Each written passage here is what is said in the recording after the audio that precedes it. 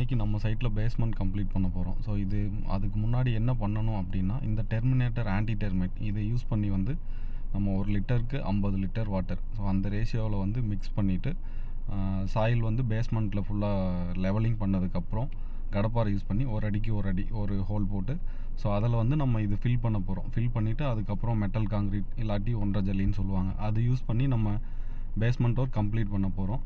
So அந்த process தான் இன்றைக்கி பார்க்க போகிறோம். இதில் என்ன பண்ணுறோம் அப்படின்னா, இந்த மிஷின் யூஸ் பண்ணி நல்லா வந்து சாயில் இந்த மாதிரி ஹோலில் வந்து நம்ம ஃபில் பண்ணிவிட்டு, ஸோ இதுக்கப்புறம் நம்ம மெட்டல் காங்கிரீட் போட்டு லெவலிங் பண்ணிவிட்டு நம்ம இந்த மிஷின் வச்சு கம்ப்ளீட்டாக வந்து நம்ம கம்ப்ரெஸ் பண்ணும்போது நம்மளுக்கு டைல்ஸ் ஒட்டினதுக்கப்புறம் நம்மளுக்கு அப் அண்ட் டவுன்ஸ் இருக்காது. ஸோ ஒரு சில இடங்களில் வந்து டைல்ஸ் ஒட்டினதுக்கப்புறம் கொஞ்சம் நாள் கழித்து டவுன் ஆகும். ஸோ அந்த மாதிரி இஷ்யூஸ் வந்து வராமல் இருக்கும்.